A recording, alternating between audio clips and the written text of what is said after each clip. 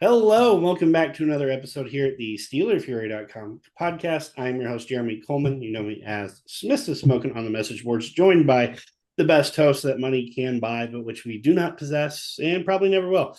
You know him as Will Masisak, and Bradshaw to Ben, Accidental Zen on Twitter. Always a good follow. Check him out. Well, the Steelers are in the playoffs. It certainly doesn't feel like that, after a four-game skid, but Uh, in the playoffs. We just happened to play the Baltimore freaking Ravens. Just fan freaking tastic. Gotta love irony in how sometimes the schedule shakes out. So I'm a big fan of irony, Jamie, so it's all yeah. right. Mm-hmm. But I give irony I think they'd be the favorite over the Steelers by at least 3 points. at least three. All right, we'll get to the line later. I'm not sure. I don't know if you've taken a peek ahead, but the line is much larger than that. I mean, irony against irony, the Steelers would maybe, Uh, be a uh, 3 point underdog. gotcha. Sorry, go ahead, man. It's like what it was like a No, you're good. language joke. No, it did. It went right over my head. My bad. But yep, another disappointing loss coming off a loss to the Bengals. Especially late, you kind of felt like Pittsburgh might have actually had a shot to do something, but then our reversion to the mean reared its ugly head. Thanks, Dan Moore, for like learning how to block. Oh wait, never mind. I think he gave up 3.5 sacks or something to Trey Hendrickson last game. It was absolutely uh, ridiculous. I believe that's 4.5. 4.5. Because I think if you watch Hard Knocks, I think he might have had 3.5 and then got the sack on the last drive, or maybe it was 2.5 and then got the third and a half. I don't know. Either, yeah, Either way, not a good showing. yeah. Either way, great job, Dan Moore. But I mean, let's face it, he's not the only one that blew chunks. Just the offensive performance in general, just terrible. George Pickens, man, you're supposed to be this guy that never drops balls, and you had 5 targets, didn't only caught one for 0 yards. I actually thought the defensive backs made two good plays to force incompletions on two of them. The other ones were just not good drops. So it's like, George, if you're not going to play, well, we have no shot, brother. And funny enough, for as bad as he played, we still had a shot at the end. Um, it's funny, we went to Pat Fryermuth when we needed him again, to put something up on the board, and he produced. So it's like, I don't know why we just kind of wait to use him until we absolutely have to. At this point, he should be like receiver number 2. I don't even know why we bother with some of the other stuff that we try, but I don't know, just very disappointing in general. Are there any silver linings out of this game? Well, I'll start with giving you a silver lining, and then I'll talk about the other things.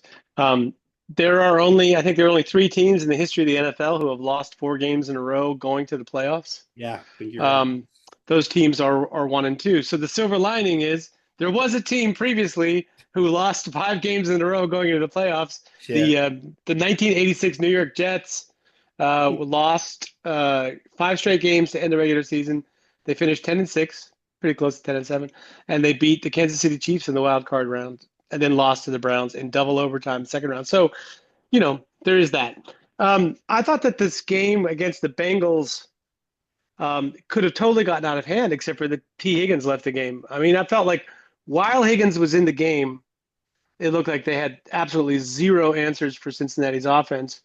And not only did Higgins leaving the game give the Steelers some life on defense, I think Cincinnati was a little bit slow to adjust to like, well, wait, what do we do now that we don't have this guy? But I felt like when Higgins was in the game, they hit Mike Gesicki like he was wide open like 5 plays in a row, because at that point you're so focused on the 2 outside guys that it was hard for the defense to do anything. So that carries over a little bit to this week. We'll get to this week's matchup, but with Baltimore also missing key receiver, it's going to be sort of maybe that would be some hope, silver lining that it's possible that without uh, Trey, sorry, Flowers, without Trey Flowers, Zay it Flowers. could also be like a Zay Flowers. I'm sorry, there you go. Without Zay Flowers, it could be a similar situation where the defense might have a little bit of a silver lining. compared to last time, and maybe they can, hold them down a little bit. But yeah, I think that the silver linings wise, we're left with hope for something that we haven't really seen before. Like that to me is all our hopes this week are riding on something happening that we've not seen before. It's like the Steelers would have to come out with a completely different look on offense and defense than what they've been showing this year and in most previous years. Like, to come out attacking on offense and, like seriously, come out in no huddle, do something, where you're throwing the ball over the middle of the field, like stuff that's just totally against type, right? And at least give yourself a couple of drives where the opponent has to account for that thing that they weren't really prepared for, and see if you can knock them back on their heels a little bit. And then on defense, doing something like, you know, mixing up the calls a little bit more, blitzings, stunt blitzes, zone blitzes, things that we haven't really been doing, haven't really seen on defense. So if there's going to be a silver lining, I don't think it's from anything that they've shown on the field. I think if you just look at them on the field and on paper, especially over the course of the last half of the season, that's a mismatch. Yeah, absolutely. You know, going back to this Bengals game really quickly because I'm very curious on your opinion on something.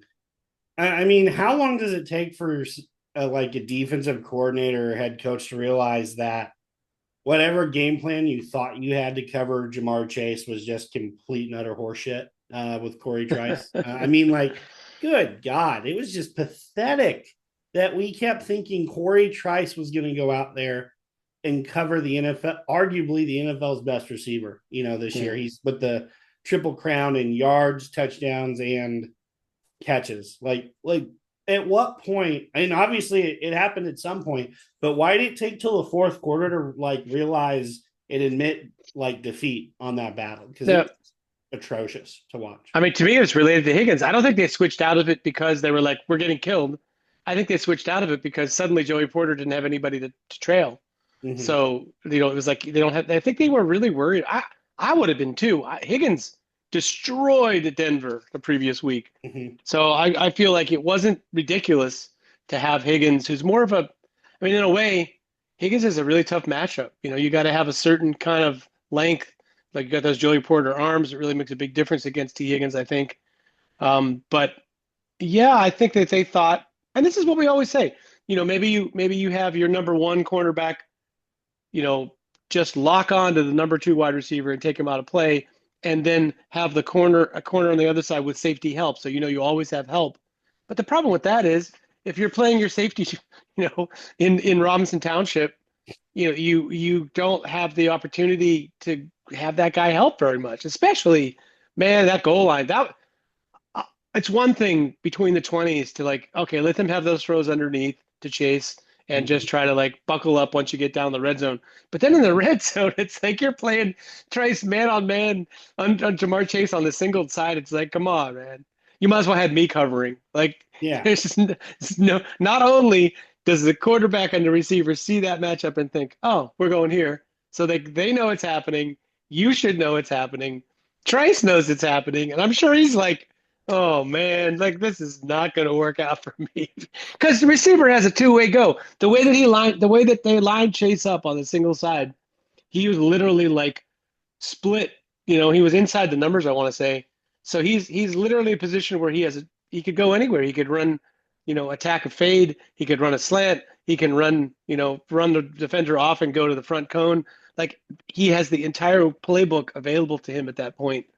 So to not figure out some way to get inside leverage help, like for the linebacker not to fall back there, for a safety not to be lined up in that gap, at least take one of the things away, at least take the slant away so that Trice can try to play some outside leverage. But yeah, that was either a complete defensive breakdown or the stupidest defensive plan that we've seen from the Steelers in some time.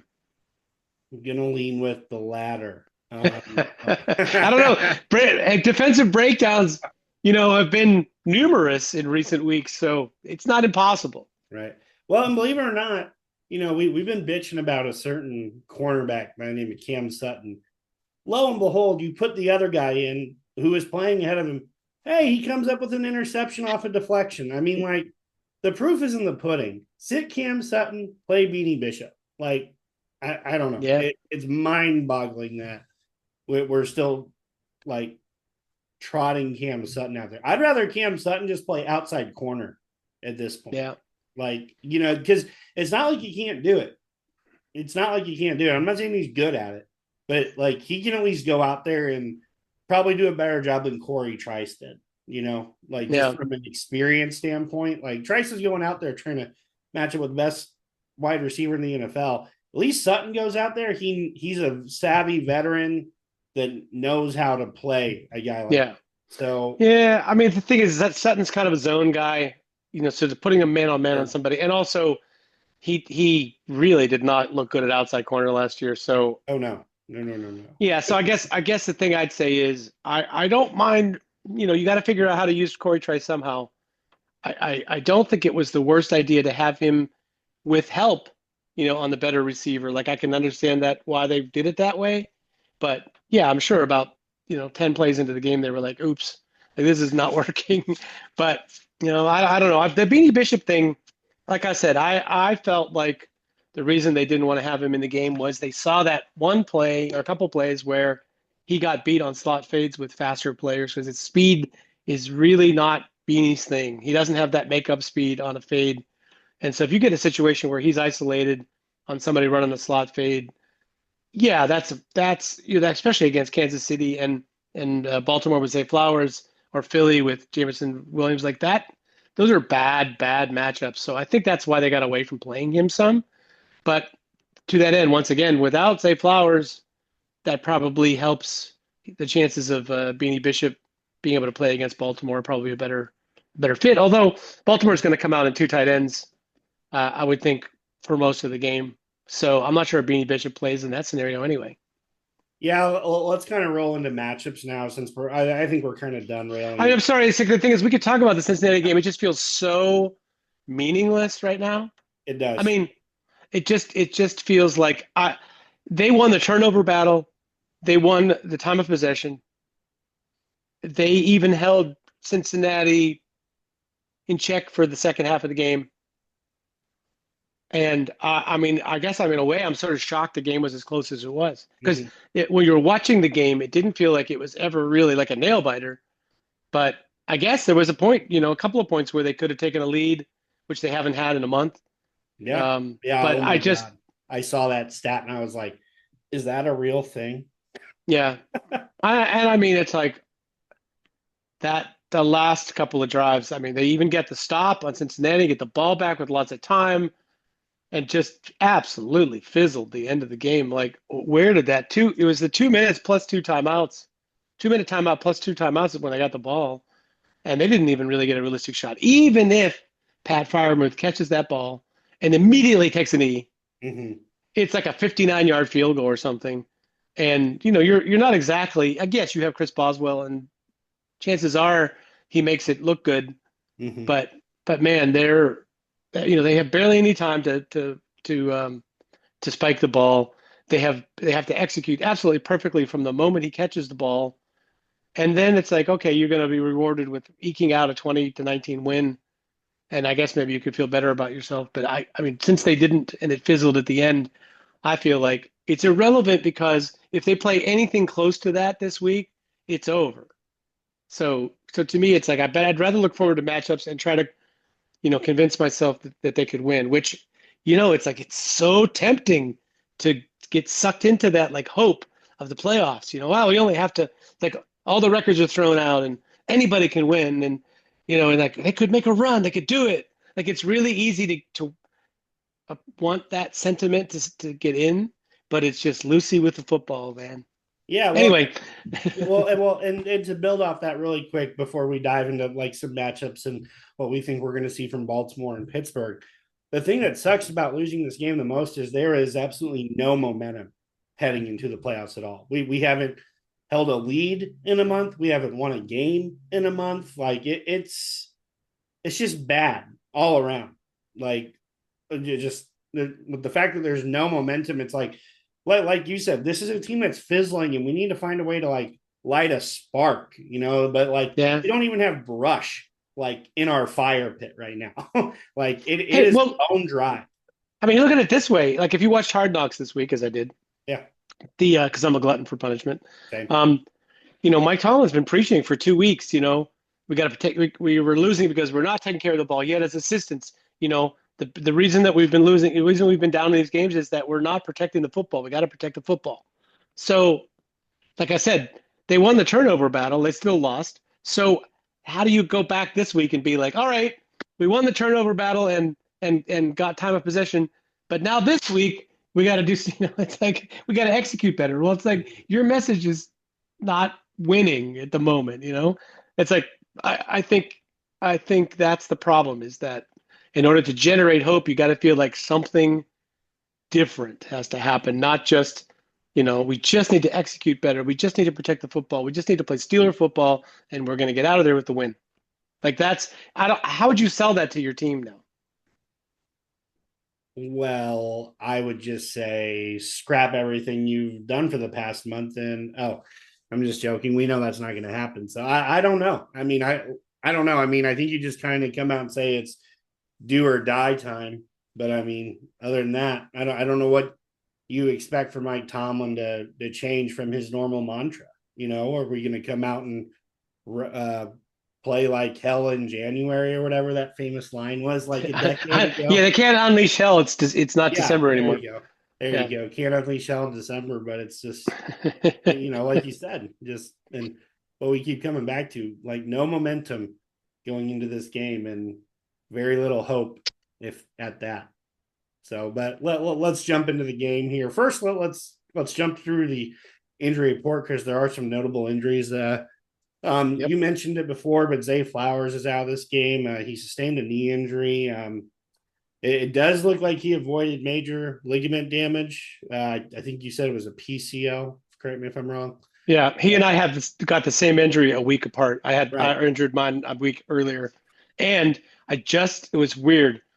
I was talking with those of you on the message board I know from Pit with Love, and we Mm-hmm. were discussing. I was just telling him about my injury progress and trying to get reassured that it wasn't, going to be so bad and that I could go back to exercise and whatever.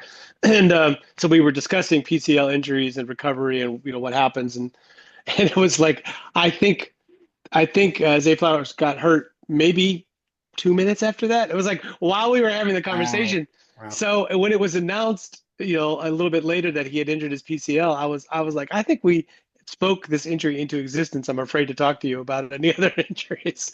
So anyway, yeah, I'm infinitely familiar with what it feels like and what the limitations are. And like I said, I would have been very surprised about him playing because on one hand, usually PCL injury, it feels okay. You're walking around, it doesn't feel so bad. It's just when you try to do athletic things at the level that someone might do them in the NFL, I think it'd be pretty hard.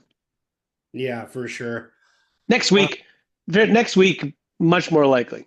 You yeah. know, Yeah. Well, it's and still it's still risky, but maybe we'll see how they look. But it depends if they're still playing. I know that was the thing. Jim Harbaugh was like, "Yeah, we'll start working next week." He'll start working next week, and people were like, "I can't believe you said that on the eve of a Steelers playoff game. Like, Mhm. you're assuming you're going to be playing next week." Oh, Yeah. humanity. Ooh, yeah.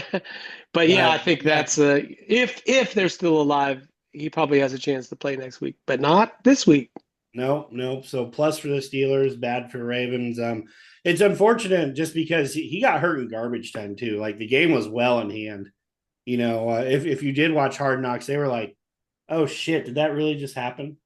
And like after that, you like got the sense that he was like, "Okay, let's end this game as quickly as possible. I don't want this happening to anybody else." Yeah. So that looks to be the only noticeable injury for the Baltimore Ravens. Fortunately, the Steelers are not coming into this game as healthy as they'd like to be.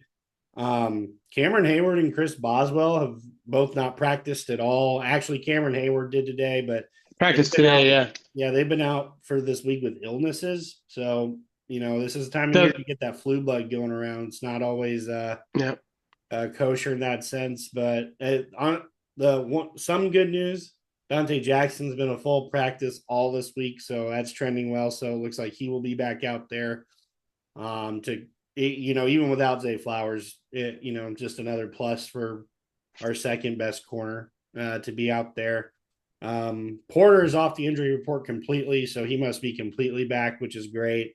However, one of the big losses is Mason McCormick. Sure looked like he broke his hand in this past game. It looked like friendly fire too. That's the worst part about it. But he ironically has logged a light practice all week. He's questionable, but it's like, man, I don't know how you can play with a broken hand. I've never played line, but it feels like you need your hand for just about everything you do. So it'll be interesting. I find it ironic, that he's logged light practices of all things, but then the guy that would likely be replacing him, Calvin Anderson, or sorry. Well, Calvin Anderson is probably coming off IR. Okay, I I'm think sorry. it's Spencer. Was, I think Spencer Anderson replaced him during the game. yeah, so I'm sorry. Too That's many what I was Andersons. thinking. I read this and I was thinking, oh shit, Spencer Anderson. But no, you're right. It's Calvin Anderson, the offensive tackle, not Spencer Anderson. So okay, that's not as grim as I thought it might be, because I was just thinking, oh great, the backup's out, is looking at a groin injury too. But that's actually our fourth string offensive tackle. So I retract that. But just not a great time to lose Mason McCormick, who was having a good rookie season against one of the more physical fronts in the league in Baltimore too. Apparently, one of the most athletic ones too. I mean, did you see Michael Pierce's interception this past week? I mean, don't get me wrong, it was thrown right to him. I think I could have got it too, but I mean, no. That was a one-hander off to the side. When you're 378 pounds or whatever the hell he is, you even a ball that's like 18 inches away from your body is a hell of a catch, man. Because it's not like you can move your feet and get over there to get it. He stuck his arm out and caught it one-handed. He did. Good for him. It was impressive. Good for him, man. It was very impressive. I'll give him well. Lots So of fun stuff on Hard Knocks about that. I mean, you didn't mention the really overwhelming, like the crushing injury news for the Steelers that Michael Pruitt is out. Michael, no, no. But yeah, oh my God, we might have to not use him in the future. Might as well jump right in to the matchups, because to me the McCormick thing is, it's as you mentioned, bad enough to try to play offensive line with a broken hand in a playoff game, but it's worse. He's facing Travis Jones and Michael Pierce. Come on. Yeah. That's not fair, man. let alone, them blitzing linebackers and stunting, like Roquan Smith coming at you with a broken hand. I mean, yeah, I hate this interior matchup for the Steelers, which is why I've been saying since the show started, basically, that if they come out and don't do something radically different from where they've been trying to do, then that means they're going to run Najee Harris towards this defensive front with a compromised starting guard and against two of the bigger and more talented defensive tackles in the league. Like, there's one thing Baltimore can do, it's stop the interior run. So, like, is that really the matchup that you want to try to exploit in this game? I don't think so.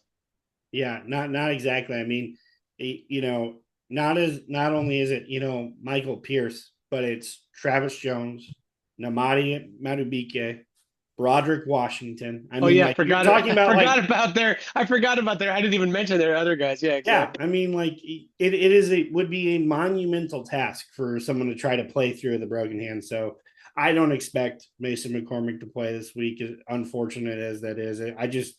I can't see how a broken hand is going to help anything at any point in this game, whether it's pass rush, run blocking, no matter what. So kudos to him for practicing, but I don't expect him out there on Sunday. What about you? What about a matchup you like to talk about? Well, I have to say, with Zay Flowers being out, I think our secondary actually matches up very well with their receiving group. Rashad Bateman is the one guy who can actually stretch the defense, but everyone else is just more of a meh kind of jag, like good players. Don't get me wrong. They're in the NFL for a reason. I always hated to be like, oh, well, he's just a jag. He's not any good. And it's like, well, he's making millions. So, but there's not anyone that really challenges you. If anything, the guy that will challenge the secondary and, safeties, linebackers as Isaiah Likely, I think you see just a massive uptick in his usage this week, especially what, like you said, with the 2 tight end looks. Yeah, I think you could see them go big at several points here because the Steelers, rush defense has not looked that great either. So I think the best way to, win stuff is to force linebackers into stuff onto Isaiah Likely, who's, like 6'4", close to 240, but he doesn't look or play like it because of how athletic he is. So, Isaiah Likely is my big wild card. Yeah. And I just feel like if you don't have Mark Andrews, like in the first matchup of the year, Andrews was just coming back maybe or something. And and it's like if you only have one of those two to worry about, sure, you can deal with it. Your acceptable losses that you can deal with. But yeah, having both of them is very tough. And I would say, as I've been saying, for 8 or 9 years now, the interior pass defense for the Steelers is like they're really their Achilles heel of the way they like to play football, especially since they've been playing a lot of single high looks. So this situation with the 2 tight ends is rough, and if you add into that, they get healthy. There's another matchup nightmare right now, which is they get their pass receiving running back compared to Justice they didn't Hill. have him. Yes, they get Justice Hill, and they have Keaton, the kid from Eastern Keaton Carolina. Mitchell, he's starting to play too, and those cats are like really good receivers. Keaton Mitchell's super fast. That's like if you got to worry about the 2 tight ends in the middle of the field, these receiving running backs who are actually pretty good players, and then also have to worry about Lamar Jackson killing you with his legs out of the pocket.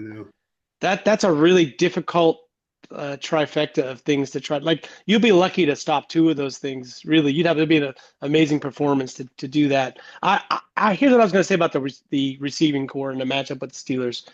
I'm not sure that the Steelers secondary is really all that superior to even what Baltimore will put on the field. But even saying they are, I wouldn't be surprised if the Ravens receivers look better during the game than you think they might on paper.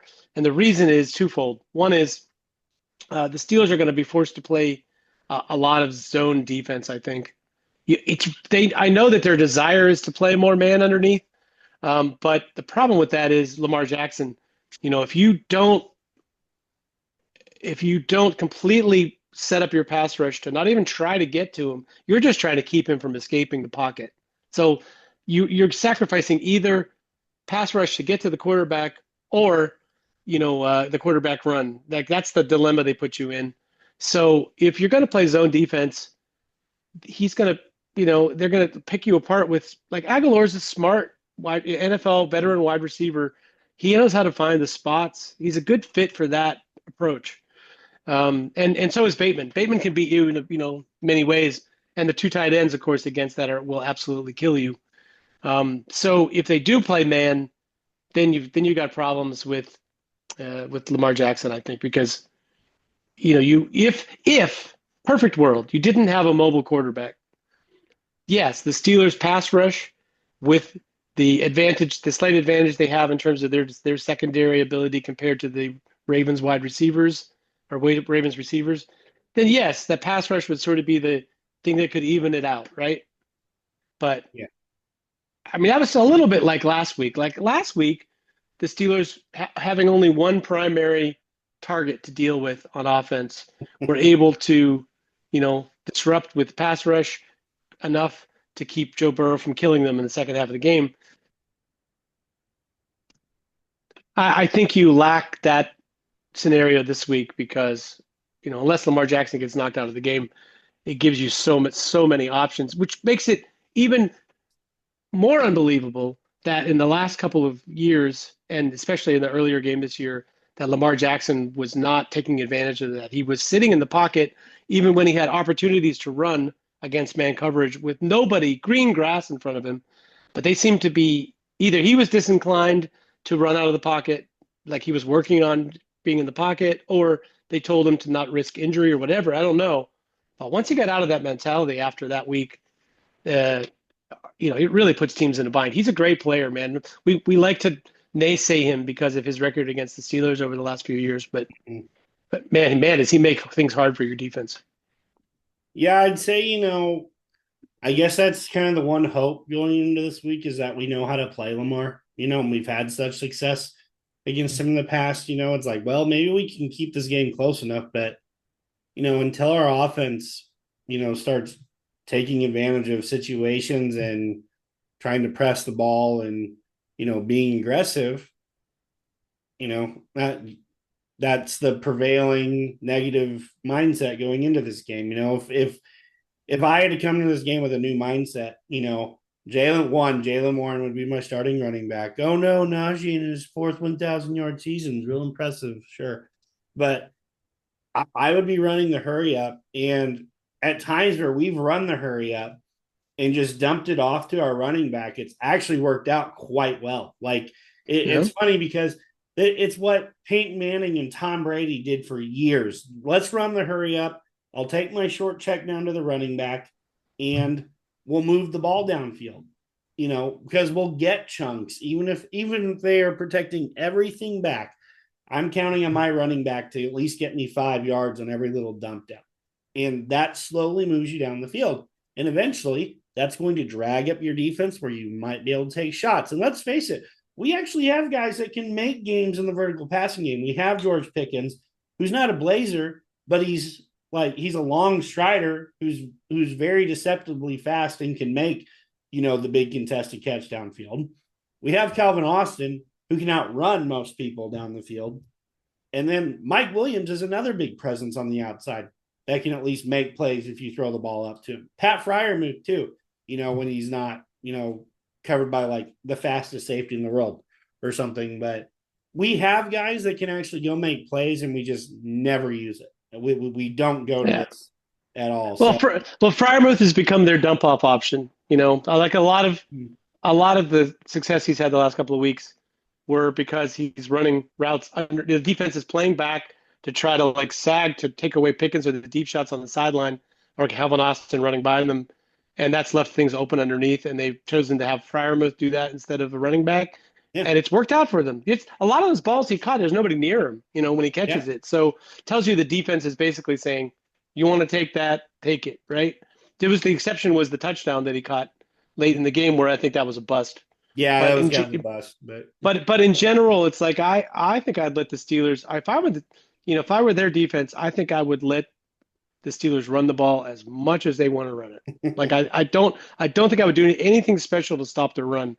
I think my focus is on trying to figure out how to make as it is, the sideline throws to Mike Williams and Pickens, they have to be dropped in a bucket. I mean, the degree of difficulty with those throws should not be, we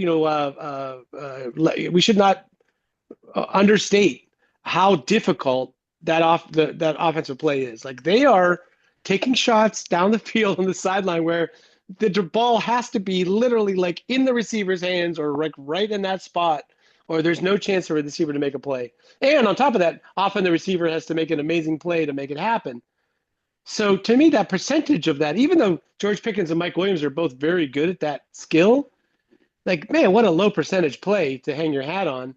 But even so, I feel like if you're the Ravens, you're like, I'm going to do everything I can to make those plays difficult. And I'm going to force them to, and let them run as much as they want. And I'm going to force them to do things they don't want to do. That's the Belichick way, right? I mean, that in this case is throw the ball in the middle of the field to wide receivers. That's like, if they want to try to do that, we have, ample evidence over the last few years of Russ's career and here even with the Steelers that is a hit or miss proposition. There are times when he hits it works out great. And there are times when he's trying to throw the ball in the middle of the field and just can't see or throws right to a defender or whatever. So I feel like that's what their defense is going to do. To me, the matchup, I'll throw this at you. Mm-hmm. If you're the Ravens they have, I think, the best combination of, I always say this, the slot cornerback and the safety who covers people in the slot on the other side. So they basically have this, you got to have two guys like that, right? Either a linebacker or a safety to cover a slot guy like a tight end in the slot, move tight end, and then a cornerback to cover probably a wide receiver or move tight end on the other side. So if that's, you're talking about teams in the NFL, I don't know anybody's got better than Marlon Humphrey and Kyle Hamilton to do that Yeah. job, right?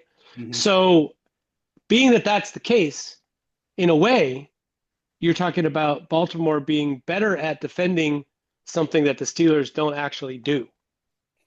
They don't really, get a lot of action out of their slot, and they don't really challenge you very much with various route combinations for the tight end split out. So if you're Marlon Humphrey, you're the Ravens defense. Like, what do you do with Marlon Humphrey? Like, he's been arguably their best cornerback this year. And even our Darius Washington that they have. It's like, in a way, I wonder how they're going to allocate their resources. How would you allocate what they have on defense to stop what the Steelers are trying to do? I mean, I would play Hamilton closer to the line this week just because of his ability to play the run at a high level too. He's And gonna and he has been since right. since their bye. Yeah. Yeah, I mean, presents a unique, tough guy to block and to account for Pittsburgh, especially if they're down like Mason McCormick this week. If that's just one more wrinkle for Spencer Anderson or someone else to communicate over to, either Jones or yeah, I guess it'll be Jones in this case. Now I would play him closer to the line. I'd almost let Marlon Humphrey, just kind of almost play spy on Russell Wilson to a degree and just Hmm. watch where his eyes are going, and that's where I'm drifting over if I'm Humphrey. Just to give the Steelers a bit of a wrinkle or whatever, interchange those guys quite a bit and see how Pittsburgh adjusts to it. Yeah. I mean, I'm thinking they might play uh, Humphrey a little bit more on Pickens. Like, I just, Yeah. it's like if you don't really have that, if you're not like the Steelers don't like to move their receivers around. So it's Mm-hmm. not like a situation where your number one receiver is going to play a lot out of the slot Mm-hmm. position. So since they don't offer that kind of a wrinkle, it feels like you might as well put Marlon Humphrey on Pickens and let them just battle each other and know that you're going to win some, lose some with that. Mm-hmm. But that in general, it makes it even more of a challenge to try to get the ball to Pickens, especially on the stuff that, I imagine he's going to bounce back and have a week where he catches the ball better. Mm-hmm. Um, and is, but I feel like, yeah, the deep ball on the sideline, nobody is really going to stop that if you put the ball in the right place, Mm-hmm. like they have been. But the in-breaking routes, the slants, the stuff like that, like, man, Marlon Humphrey on that stuff, I think could just about take it away. So I think that's what I might do if I were Baltimore. If it's Yep. me, aside from, like this thing we beat over the head about coming out and playing out against type. But aside from that, I think I might try to do more with screens, running back screens especially, and Darnell Washington. Because this is, to me, the thing that playoffs should feature. What I'm talking about in the NHL. The top lines kind of cancel each other out, but then you get these guys from like the third and fourth line that for a playoff run suddenly can be a superstar, right? And I sort of feel like Darnell Washington is that guy that if they didn't just throw it to him once and then check the box and they're never going back to him again the rest of the game, if they instead, try to like understand that he's going to get the least amount of resources against him. And he's a matchup problem. If you don't take it seriously, if you don't take Darnell Washington seriously as a target, it's tough. Like, you can't put our Darius Washington on him. The size differential is ridiculous. Yeah, it's like a And foot. and they're probably not gonna waste, Hamilton on him because Hamilton is too valuable in other ways, much more likely to, if he's gonna play man against somebody, it would be Freiermuth, right? So I just feel like they don't really have somebody that's, going to be amazing to take that away. So why not take advantage of that a little bit, especially if they think you're going to run when you have two tight ends in the game. That to me would be all, go to double tight end and design plays for Washington or for screen passes off of that look And to me, this is something they don't do nearly enough. I'm not really sure Arthur Smith, he had a big screen game component to the game when he was in Atlanta and Tennessee. And Hmm. honestly, I feel like they've really gotten away from that recently. Like I just don't, especially with all of the pass rush issues that the tackles have started to have for the Steelers, you would think that they would be more inclined to run screens, but maybe it's a hard thing for a guy with the stature of Russ Wilson to do. Like that's a consideration that has to be taken into account because I think you always have a guy in your face on a screen. If you're the True. quarterback, it's so maybe it's just something that doesn't suit him as well. So when they're game planning, they don't really work into that. But I do feel like it would be might open up some room for them in the run game, and it certainly would open some room for them to go to things downfield if they have at least that threat. Yeah, while we're talking offense, if there was ever a week to mix in like a bigger package for Justin Fields, this would be the week. Just with his ability to do some extra running and get that extra blocker out there. Because honestly, for as good as Baltimore's interior is, they are not super great against the run. If you can get a hat on a hat and actually move them off their interior guys, like Van Noy is a very crafty veteran, but Owe is not that great in run defense, in my opinion. He's tall, he's lanky. You can push him out of spots. So, like, if you're in these two tight end spots where maybe you can use Najee or Jalen as like an extra lead fullback, I'm not saying it'll work all game, but I think it'd be an interesting little wrinkle to Yeah. add to an offense that has struggled, to move the ball and generate any. I mean, when we thought our best play was to hand it off on 4th and 1 from 8 yards deep in the backfield against Cincinnati, it's just like, for love of God, just put Justin Fields out there. You know, Listen, man, I'm all for any wrinkle. I mean, it's like I said, at this point, I endorse trying stuff that seems ridiculous at this point. I don't care.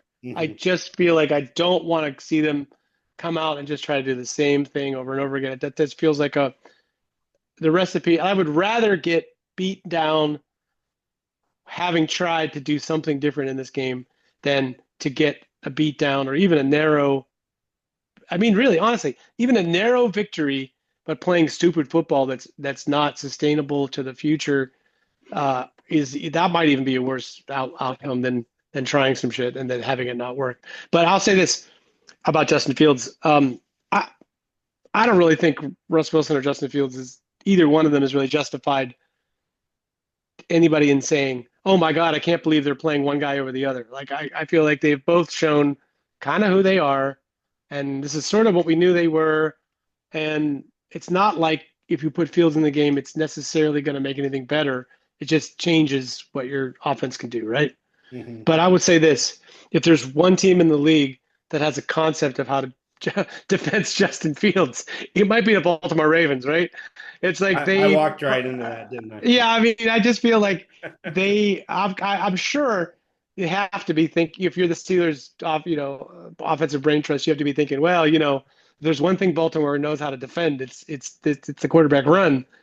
But it might just be that even though they can defend the quarterback run, Justin Fields is a good deal faster than Lamar Jackson. Lamar Jackson is just so crafty and Yeah. gets up to speed. Like he looks like he's not even moving and he's running 22 miles an hour or whatever. So it's not like he's slow, but yeah, it could be that Justin Fields may be just a little bit faster to the edge, and that might be get you a little bit here and there.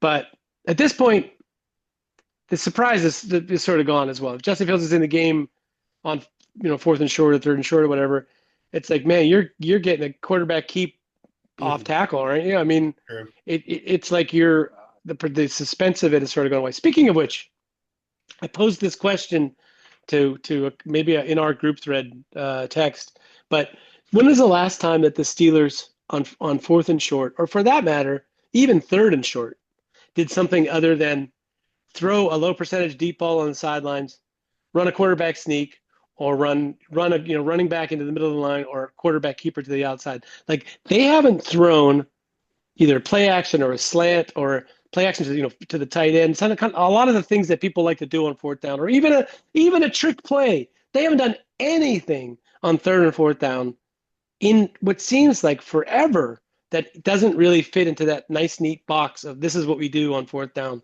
Like I feel like their fourth down and 2 point play package has got to be like 5 plays. But we won't even run like that double wide receiver to the same side like pick play. And Yeah, it's like the most common thing on football. yeah, It's like when you need it, you always run this pick play and you just make sure your guy doesn't make contact to give him that little inkling of space, just enough needed to make that play. It's like we don't even see that.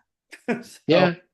Or like the tight end oh shit play, where they set up to a running play to block, and the tight end comes from pretends to block or falls down or whatever the hell he does, and then comes out of the pack going the other direction, and you throw it back across the field to him like that. These are things that are sort of the staple plays that people run. And if you look at a team like Philly or Kansas City, what they do on short yardage is like an alien concept to what the Steelers are after. And I don't know on paper what the fourth down conversion rates for any of those teams are, but I feel like it's so predictable now.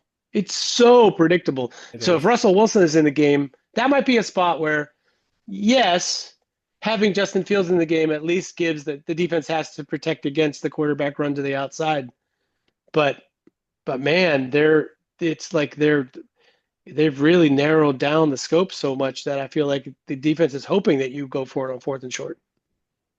Yeah, we've kind of been harping on our offense and what we should do and what we can do. Let's kind of flip to the other side of the ball here. And Yeah. I have a question for you because I genuinely want to answer, and it's just kind of a thought I had leading into this conversation we were going to have this evening. Can you blitz Lamar Jackson? Well, that's a good question. I mean, I think it's hard.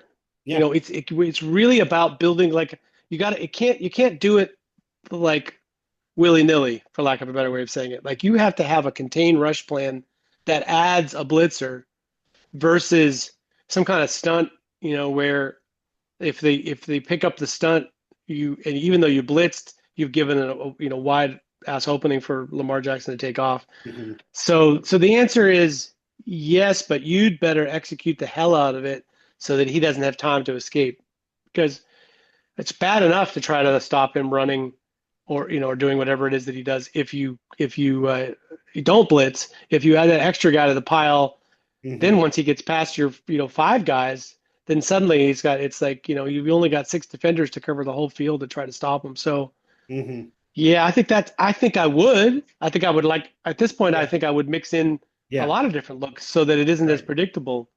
But yeah, I feel like this is what I'm guessing what Mike Tomlin would tell you if you said, well, why do you play defense that's kind of so vanilla against Lamar Jackson? It's that, yeah, well, first of all, their plans are dominated by their fears of what could happen. But on top of that, it's realistic. It's like if you have only so many options for how to beat them. You have to match up with personnel they're equal. And on top of that, you have to you have to give them a couple of wrinkles that maybe it delays that process in the head of figuring out what you're doing just long enough for like a half a second where suddenly TJ Watt's in your face. So it's like yes, that is probably something that they need to do, but given how little, like, man, they have blitzed the interior linebackers so little this year. Well, and that's kind of what I was getting at. We have done so little blitzing this year. It's unreal. Like if Dick LeBeau was dead, he'd be rolling over in his grave. Like for how little we blitz compared to what we used to do. With this defense. Don't say that about Dick LeBeau. We might need him to play safety. Yeah, for real. But in my opinion, if anything, I think one of the best ways to beat Lamar Jackson is to speed up his processing. So like on plays where we know it's a pass play, it's third and long. They're not running the ball. It's like we know that.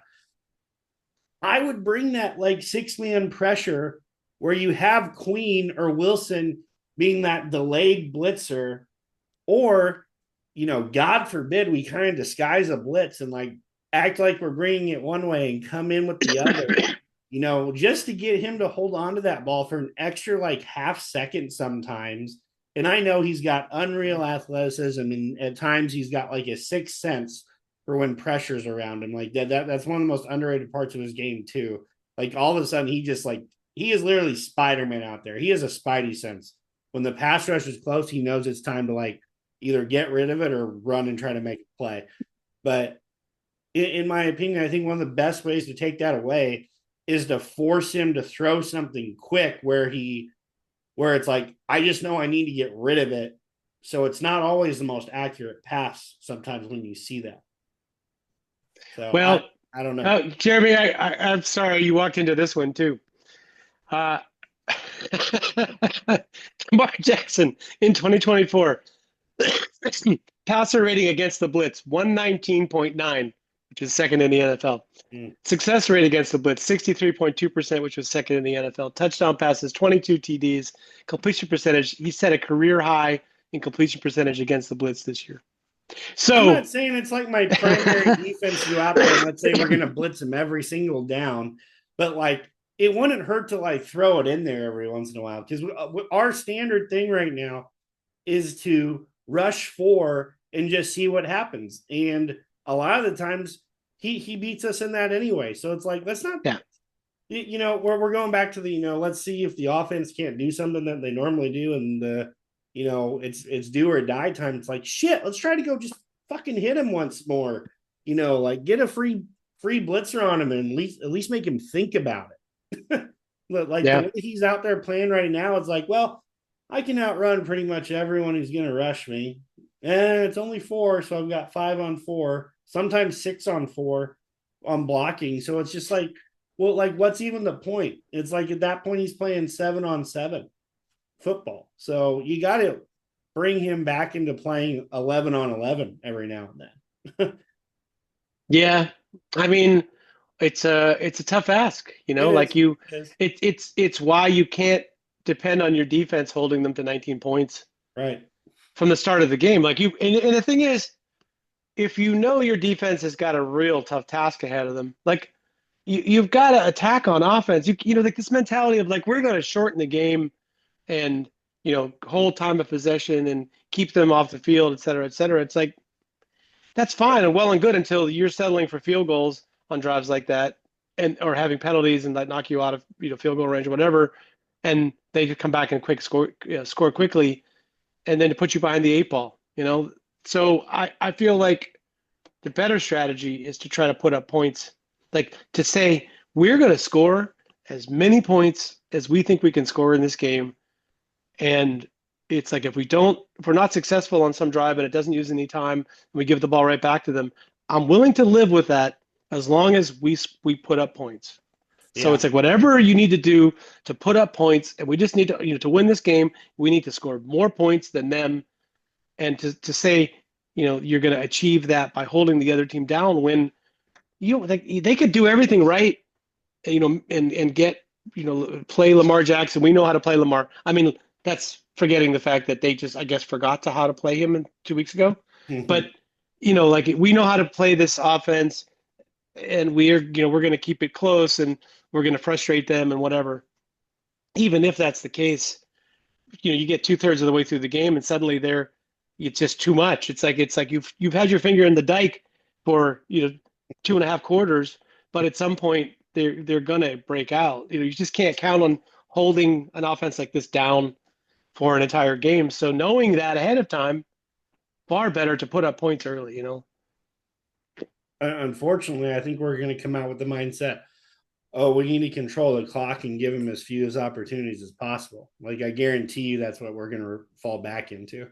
It would be mind-blowing if they didn't come out with that mentality. Like at this point, with what we know about Mike Tomlin, and honestly, I think Mike Tomlin has gotten even more down this path as the years go on.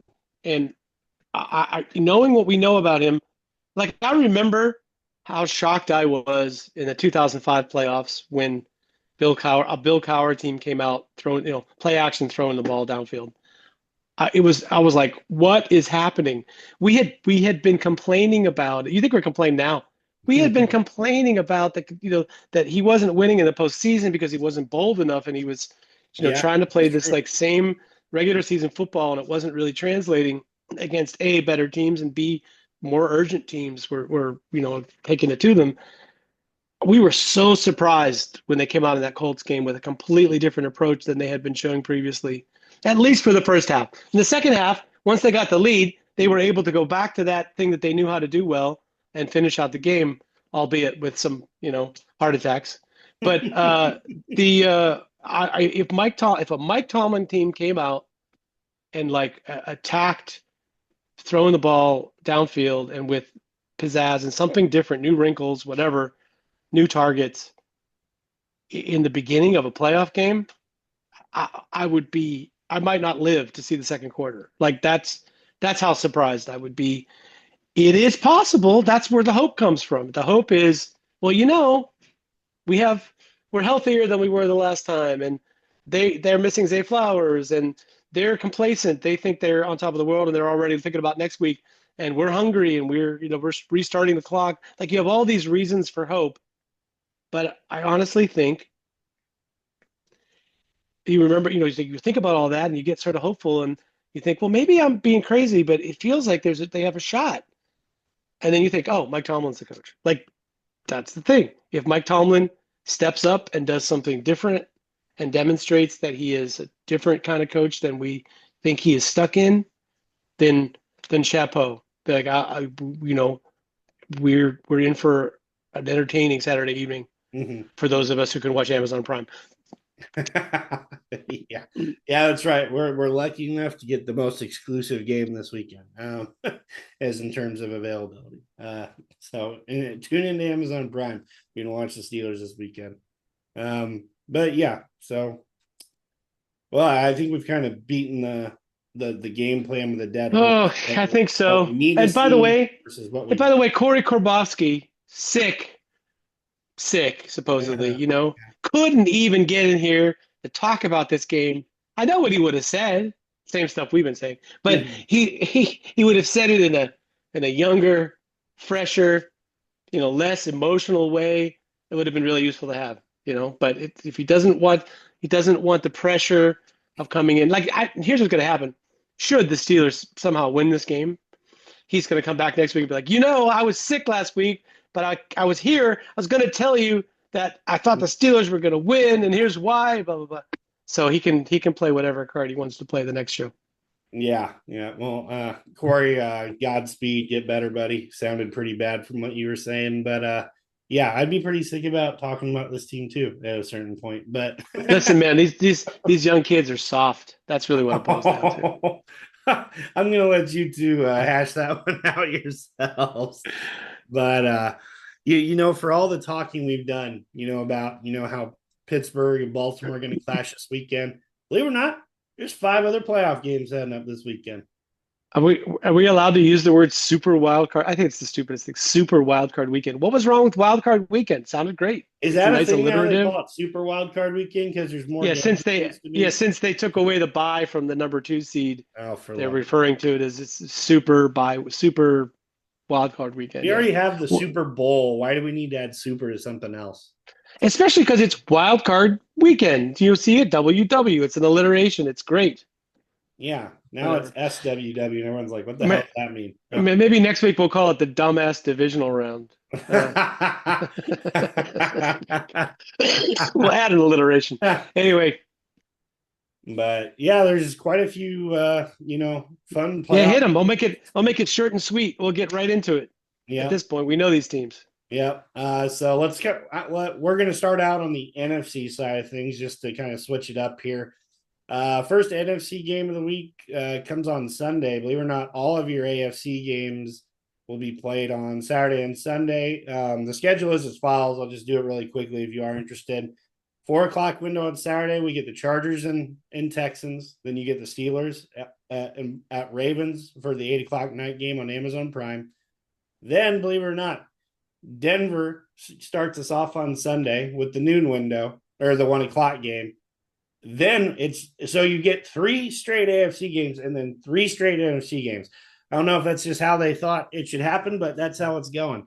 So Green Bay and Philly will start off the NFC action, and then Washington and Tampa Bay for the Sunday night game. And then on Monday night, you probably get one of the most anticipated matchups of the week when you get Minnesota at the Rams. But let's start at the top of the NFC schedule. Green Bay at Philadelphia. What are your thoughts about this? Philadelphia at the moment is favored by 5. I think Green Bay is building something, and I like their quarterback play. Losing Christian Watson was huge, but I'd say even with Christian Watson, I would have been likely to pick Philadelphia in this game. I just feel like that Philly in the trenches is so overwhelmingly better than most teams that even if Hurts either is, less than 100% or he only plays part of the game or doesn't play, even in that scenario, I still feel like the Eagles have enough to take out Green Bay. Yeah, you mentioned the injuries or whatever, and it's like Jordan Love, actually got injured in their last game against the Bears. He Oh did yeah. not return. So, Oh, that's right. The battle of the um, backups. yeah, let's hope not. But let me bring this up here real quick because I wanted to. Here we go. We have a injury update from 37 minutes ago on Jordan Love. So it's an elbow injury, but he did a full practice today. So we'll see, but it'd be interesting to know whether that's going to linger Yeah. to a degree, as to where Jalen Hurts has had 2 weeks off essentially. He got the concussion early in the last game, literally or two games ago, excuse me. 11 plays in, gets a concussion. Then this past week, Eagles sat all their starters, much to the chagrin of Saquon Barkley, who wanted Yeah. a chance to go after that rushing record. So he's going to be fully rested. The Eagles in general are going to be fully rested because they didn't really play anyone against the Giants to end the year. So I like Philadelphia here too, just for the fact that their defense is just unreal. It's Yeah. gotten, for all the issues it had last year, it's fixed almost every single one of them. It's crazy. Hey, Pittsburgh, do you think you could do that in an offseason? Let's not get our hopes up. But I really like the Eagles here. I just feel like they've got they just have that extra oomph. Christian Watson is the guy that did take, the top off of a defense, so they don't really have to respect that anymore. Not that Wicks and Reed and who's the other But they guy? got plenty of receivers, but yeah, Yeah, it's a difference. right. So I feel like they're gonna have to really scheme their way out of it. And maybe that gives Philly a little bit of issues, but at the end of the day, I just think Philly's just the much better team at this point. So I like Philly to win here too. 5 is an interesting number, though. I might be willing to take Green Bay covering in a close game. I think there's a lot of interesting lines this week. Let's go to Washington at Tampa Bay. Tampa Bay is favored by 3. I'm going to come out and say this. I think Tampa Bay is going to upset the Washington Commanders. Unfortunately, like this should be a really fun game because Jaden Daniels has been so much fun to watch this year. He's been incredible with what he's been able to do in his rookie year. However, Tampa Bay is a little bit more veteran laden. It feels like they're kind of got their backs against the wall with how they've been playing recently. I think they're going to come out and try to prove that they're a lot better than what people think they are. Well, let's just put it that way. I feel Jalen McMillan has really emerged as as another valuable receiving target for them. This game is going to come down to which defense can get a stop, in my opinion. I feel like both offenses are going to be able to move ball up and down the field because neither defense is that great. But I'm going to go with Tampa Bay and Baker Mayfield just pulling off something late to win. And Tampa Bay is favored by 3. So I like Tampa Bay to win and cover. Well, Will? You stole my thunder because I've been Shoot. saying Tampa Bay is going to win their opening round playoff game since before we knew who they were going to play. I just felt like that was the setup. It's sort of like people always think that 4 seed is weak, and they're always the chance to get upset by the most deserving wild card team, etc. But I do feel like Tampa is they got a good combination of stuff. They were like a little bit out of sorts the last couple of weeks. But I kind of feel like the playoffs they'll get it together. And the other factor not to forget is rookie quarterback in the playoffs is one of those things that you think you're prepared for it and you're ready for the jump in competition, but there's a real jump, right? It's as bad as from preseason to regular season, I would say. So you see a lot of guys who look pretty good in preseason, and then the regular season starts, and they're like, ah. So I do think there'd be at least a little bit of a rookie downgrade. Gotcha. Yeah, the reggae downgrade. I I was wondering where you were going with the rookie downgrade. that. Reggae. Gotcha. All right. Well, both going Tampa Bay there. Next one's probably the most anticipated game of the week. You got Minnesota Vikings traveling to take on the Rams out in Los Angeles. Minnesota, honestly, coming off of a kind of embarrassing loss to the Lions. Lions just kind of had their number this past week when they tried to battle it out for the 1 seed. A lot of that was the Lions were healthy on defense for a change. They got like 2 linebackers back. They just looked a lot better on defense. But let's move to this game. Well, I'll let you start out with this. Did they will the clock strike midnight in Milwaukee time when they're playing the Rams? Is it like a day game or a night game? No, so they are the Monday night game. Yeah, I'm kidding. It is Monday night. I felt like the clock struck midnight last week for Minnesota. Sam Darnold like suddenly remembered he's Sam Darnold. Man, there was a lot of like flustered quarterback play in that game, and particularly like I think it just at some point it just hit him that it's like I don't know, it's just a sort of deer in the headlights look that came over Sam Darnold. He had a great year to this point, but I felt like once he was under pressure, he was really in trouble. And I think if you're the Rams and you see that, you're like, oh, okay, well, here's what we're going to do to you. So I feel like they're going to try to heat him up a little bit and make Sam Darnold make plays. And if you're in a game where, Matt Stafford has had his issues once in a while with, being under pressure and in pressure situations, but I would say probably has more confidence playing that kind of football than you might see out of Sam Darnold. So I like the Rams. All right. Great matchup. The Los Angeles offense with all the receiving talent and running back, and a good quarterback against a really great defense in Minnesota. So, like I said, I feel like this is the best game that we're going to see this weekend. I think it's very even across the board. You have Stafford trying to make one last push for a Super Bowl. Honestly, this could end up being his last year. With you never know. He is not impossible. Yeah, he is no spring chicken. He's got a bunch of kids at home that I'm sure he'd like to see grow up and all that. So, as for Sam Darnold's, I think he's proven, he's going to get a nice contract once this year's over with the way he's played. Don't get me wrong, but how far he goes in this playoff is going to determine how big that cap hit's going to be for either which could still be for the Vikings or that next team. However, Pittsburgh, excuse me. Oh God. Doesn't matter who you put in Pittsburgh right now. I like Minnesota here, actually. While I feel like the Rams have been getting better, and the Rams have kind of been my team. I've been pimping them out like the last 3 or 4 weeks with their young pass rush being better and all that. I feel like this week Minnesota is going to return to running the ball a lot more, and I feel like they're actually decent running the ball. So I feel like they're going to put Sam Darnold in more advantageous spots than they have these past 2 weeks. Like you said, the bell kind of tolled on Sam Darnold like 2 weeks ago. I think this is the week where you see them trying to pound it out a little bit more with Aaron Jones and Cam Akers, who actually played pretty good against Detroit this past week.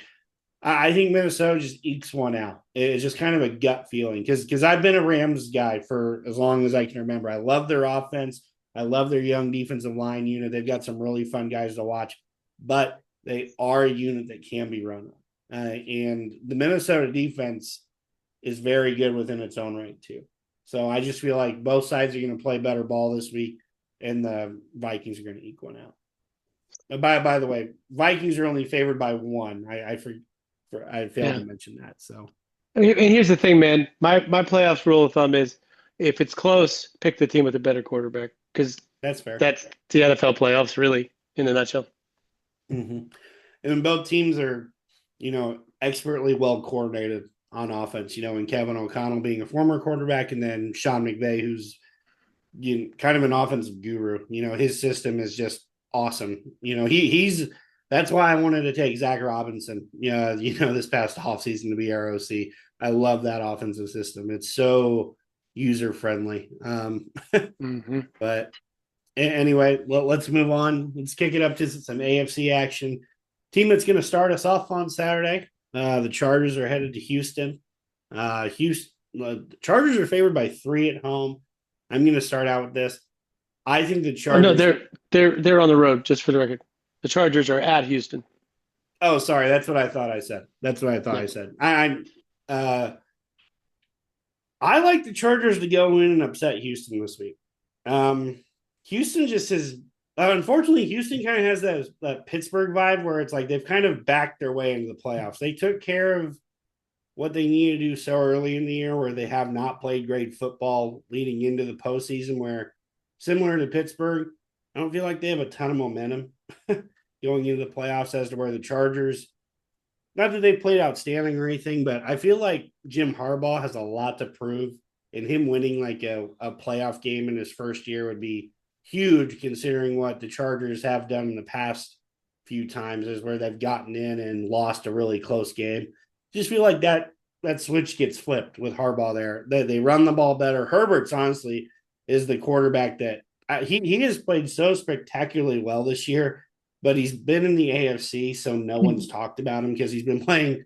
You'd have to mention him with Joe Burrow, Lamar Jackson, Josh Allen, all those other guys. So I feel like they're kind of a sneaky play this week, but I think Chargers just find a way to win a ball game. Well, I think the NFL would really like for that outcome, because they think they would love to see Justin Herbert and to be able to market Justin Herbert at Kansas City against Patrick Mahomes. I feel like that's the game they would like to see next week. First of all, Houston, this will be their 8th playoff appearance since they've been in the league. All 8 of their games have been scheduled at 3:30 on Saturday afternoon, I saw that. which is unbelievable. I mean, I guess it's just they're trying to say that they don't believe in the Houston television market drawing any play, or they don't believe Houston is a team that's going to draw people to watch because it's probably the worst time slot that they have to offer. It's like people don't even realize the playoffs have started until that game is like 2/3 of the way over. So Right. anyway, kudos to Houston for like sucking it up and playing the 3:30 game so we don't have to. I think my prediction, this will be the closest and most entertaining game of all the playoff games this weekend. All right. Here's the thing about Houston, they're missing Tank Dell, but they're also like sort of playing a little bit for Tank Dell. Like that seeing a guy get an injury that might be like a career-ending injury. Yeah. In the midst of your season, I think was a body blow for them. But they seem to have, they have enough. Let's put it this way: they got Joe Mixon, they got C.J. Stroud, they got Collins. They have guys on offense. Nobody wants to talk about their offense because their defense is so good. Mm-hmm. And you go to the Chargers, it's like, yes, they have Justin Herbert and they have, good running back and they have receivers. And their defense is a Jim Harbaugh defense. But I'm not sure that I would say the Chargers are overall head and shoulders talent-wise better. Oh, yeah. So they're even talent-wise, even though the Chargers have been sort of on more of a roll. Houston's playing at home. CJ Stroud has maybe a better playoff experience in a way, right? So I just have a feeling this might be a little bit of a tight game, a little bit back and forth. 2 good quarterbacks, 2 good coaches. I like where this game is headed. And despite the fact that it's the 4 or 5 seed, maybe that should be the best matchup. But yeah, I will reluctantly, I'll take the Chargers, but I'm going to say it's going to be in doubt until the very, very end of the game. Okay. Let's skip to the noon game on Sunday. We'll finish with our Steeler Baltimore predictions because we have to. Yeah, as last as always. Denver has had to Buffalo. Buffalo is favored by 9. So I'll let you start off with this one, Will, since I started off with the other one. Chapeau to Denver for doing what they needed to do last weekend, and in general for righting the ship. I think they were they 2-6 or something to start the season and finished 8-1 or something. Yeah, I that mean, I think they'd won 8 of their last 10 or something like yeah, that. that's a hell of a turnaround. Mhm. So kudos to them. And I think they accomplished stuff this season that they can build on going forward in the future. Um, I think they have a lot of high hopes that are going to end about halfway through the first quarter in Buffalo. Like I just feel like they're saying all the right things. They're prepping. They're doing all the right stuff. We believe in we believe whatever they got going on there. But yeah, the harsh reality of not only the weather. Like people think Denver is like, oh, that's a cold weather team. Denver's winter is soft, man. It's like, yeah, you might face a storm here and there, and it might get cold once in a while. But for the most part, it's sunny in the winter, and the weather's still pretty nice. Buffalo, like I haven't looked at the forecast for this weekend, but I'm gonna take a stab and say it's gonna be hideous. Yeah, let me Right take away, a you quick got look since we're yeah, right away talking. you got that thing going on, and then you know Buffalo's offense. Yeah, you can talk about Pat Surtain having a big season and whatnot, but yeah, I just don't like this matchup for the Broncos. I'm rooting for them. They're plucky and they're likable, whatever. But yeah, I think this is just a tough ask to be the 7 seed and go to Buffalo and win. Yeah, so just to preface on the weather forecast, does look like Sunday's supposed to be clear, but it does look like a 65% chance of snow on Saturday. So Yeah. it depends What's on the how wind? much. What's the wind on Sunday? Let's see here. That's the factor that you got Josh Allen in a wind game. I'm taking him 99 times out of 99. Yahoo doesn't really say. Yeah, yeah. Okay. While you're picking, But I'll look it up. yeah, you looked that up on the more expanded weather forecast for that game. I like Buffalo. Let's not kid ourselves, but +9 is pretty high. If Denver Yeah. can kind of possess the ball and make some plays, I feel like losing by 9 is such an odd number. Yeah. But who knows? So for that case, I like Denver to cover, but not win. I think the I think Buffalo is fully aware that they know what they need to do to silence all the haters in the playoffs this year. Like they have their eyes set on the next round, so that they can't take this team lightly. Which is why I think the to win by 9 might be asking a lot for a team that's going to be scrappy, that's well coached, that doesn't commit a ton of turnovers, stuff like that. So I like Denver to cover. Buffalo shouldn't have its eyes, for next weekend, but that they know that they have to beat a premier team if they want to get to the Super Bowl. So don't look too far ahead, but it's definitely, I don't know, it's on the horizon, and I'd find it hard to believe that they're not peeking ahead a little bit. So I like Denver to cover. Nice. Yeah, the wind and the weather's actually pretty nice for Yeah. Buffalo this time of year. So it's not going to be that game where it's like, a blizzard. Mm-hmm. But always got lake effect snow. You never quite know what that, Yeah. You never know what Saturday's going to do. So it would be so like Buffalo-esque if they get a freaking huge storm on Saturday and then have to like push this to be like the second Monday night yeah. or something. Not Like impossible. yeah, not impossible. Yeah, not impossible. But Snow on snow sorry, on Monday. So yeah. if it does come to pass, yeah. But now we turn to our Amazon special of the week. Your Pittsburgh Steelers are Are you a headed. Prime member? Because if you're a Prime member, you'll get a Prime special every day. Yeah, I fucking love it that I'm gonna have to listen to Kirk fucking Herbstreit talk about football. So, like, everyone in the Midwest is fucking sick of that guy talking about football right now. So, with the SEC love and all that, and with how poor they've performed in the playoffs and bowl games. So I'm just really looking forward to him talking more about football. But Pittsburgh's head to Baltimore. Baltimore is favored by 10 right now. And I'm not saying that can't be done because it can definitely be done against this Pittsburgh style of offense that we've seen. So right now, I'll take Baltimore in the 10 just because I have like zero faith that the Pittsburgh offense is going to be able to show up for 4 quarters. Like our offense shows up when it's only needed at the last minute possible. So, and at that point, I feel like this game could already be out of hand. I know they're down Zay Flowers, but I expect a big game out of Will Likely and Mark Andrews this week. And I think I think Lamar Jackson is just as tired of the noise. Oh, he rarely beats Pittsburgh. I think they are all very cognizant of that. And just the fact that he's playing unreal level of football this year, that we can't even come close to the level of football that he's been playing as far as offense goes. So as far as the score goes, I think it's going to look very similar to the last game we played. I think 34-17 is 34-20 maybe. I'll go 34-17. Yeah, I think it's going to be very similar to our last game, where it looks like we're going to be in it for about 2.5, maybe 3 quarters, and then all of a sudden Baltimore is just going to be up by a lot, and then that's going to force Pittsburgh to try to score, and maybe they get that extra bullshit field goal in there. You know what? We need at least 3 field goals this week so Boswell can get the single season record. So not that there would be any silver linings in a loss, but if that were to happen, kudos to Boz. But I think the Ravens are going to control this one pretty well for the most part. 34-17 is my prediction. Will. We did all this talking about this game. We haven't mentioned one of the players that was the biggest factor the last time, and that's Derrick Henry. I mean, you may have heard of him.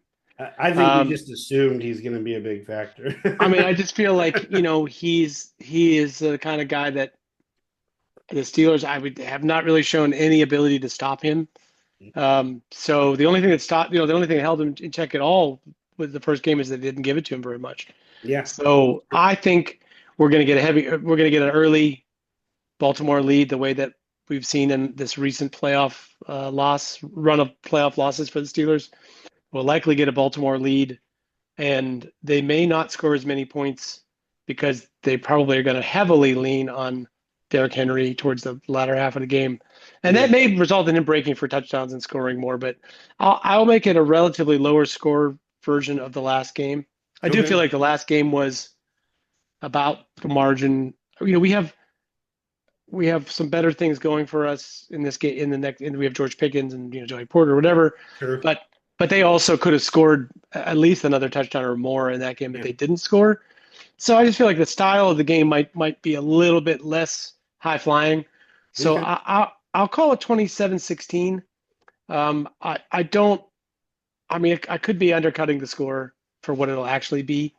But I think it still feels like a pretty dominating game for Baltimore. And hey, man, there's always the wild card option that the Steelers feel disrespected. They can channel that into some kind of thing against a division opponent and try to do some things that Baltimore is not ready for. If they can get a couple coaching points out, to start the game as opposed to coaching deficit, then yeah, it could be entertaining. I still feel like, it could be one of those games where the Steelers fool them in the beginning, but Baltimore eventually grinds them down. But yeah, I feel like that score is too low. I'll stick with it though. 27-16, Baltimore. Unfortunately, someone asked me on Twitter earlier this week if the Steelers won this game and it meant that Russell Wilson was going to get $35 or $40 million from the Steelers. Fans are back, and Mike Tomlin's back in the good graces of everybody. They, instead of thinking about rebuilding, that they just figure they're just going to add a couple of pieces and win the Super Bowl next year. So in other words, if the outcome of winning a close game in Baltimore is that it sets the team back maybe from what their plan could be in the future, would that be good or bad? My sense is, I think if they win a playoff game, we can celebrate it. We'll come back here next week and we'll be happy about that. But there's no doubt that if it means that they get boxed into some decisions financially and with trades in the draft that they might not have to without that's a big price to pay for that playoff win. But maybe that's what it costs to win the playoff game. Yeah. Conversely, since we both went with scores, that are obviously showing Pittsburgh's going to lose this game by our prediction. If there's anything that can turn this game around, all of a sudden it would be Pittsburgh winning the turnover battle. It would be a Watt strip sack where we get the ball in plus territory. We get a deflection interception like Beanie Bishop got negating a red zone possession. It's like that would be the thing that would be good enough to keep Pittsburgh in it and keep it a close game, to where you might be disillusioned by that potential, Yeah. gleam of hope that Pittsburgh might be able to eke one out. Because Yeah, and early, by the way, early, like, jumping out to a lead with right, turnovers. Wow, that's a huge factor. Go ahead. right. Well, and then I will say this too.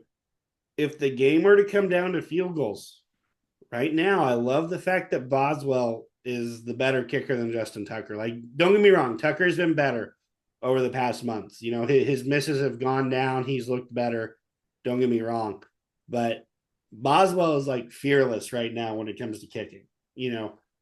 Tucker at least might have something going on in the back of his head, just but by how this season has gone for him, missing extra points, missing field goals, you name it.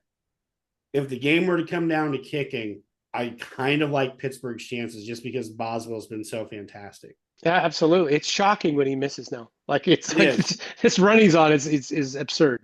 It Really. is. And leave it to the 1 year where I don't take him in any fantasy leagues. Like he has been my kicker in fantasy for the last decade. Like everyone's like, oh, when are you gonna take your kicker? When are you gonna take your? Nah, I'm good. Boz has got me, like every year. That's been my one like super Steelers Yeah. homer pick, in the last round. And then my friend took him this year just to piss me off too. And in several leagues that we play in, I was like, whatever, I'll pick up the bait. Dude, you're gonna have to fall on this grenade going forward. That's all I have to say. Yeah. Right. But if it came down to kicking, you never know. Pittsburgh just might have a chance. But with that being said, thank you all for tuning in to another episode here at the SteelerFury.com podcast. I'm your host, Jeremy Kohlman. You know me as Smith is Smoking on the Message Boards, joined by Masisak, you know him as Brad Shaw Ben. Unfortunately, Corey Karbowski couldn't be here this evening. He's a little under the weather. It's too bad, too. Maybe he would have provided any positive point that we weren't going to point out. We gave a couple. And we gave a couple. There's hope. We're not Lucy with the football, but we held up. We're holding out hope. You can feel the slight optimism has entered the chat, squeezed its way into the door, and we'll see what it looks like how optimism feels about 8:30 on Saturday. Yeah, right. Yeah, let's give us a quarter and then check back in. Again, thank you all. Here we go, Steelers. Let's see if Mike Tomlin can win a playoff game for the first time in like 9 years. Oh, here we go, kids.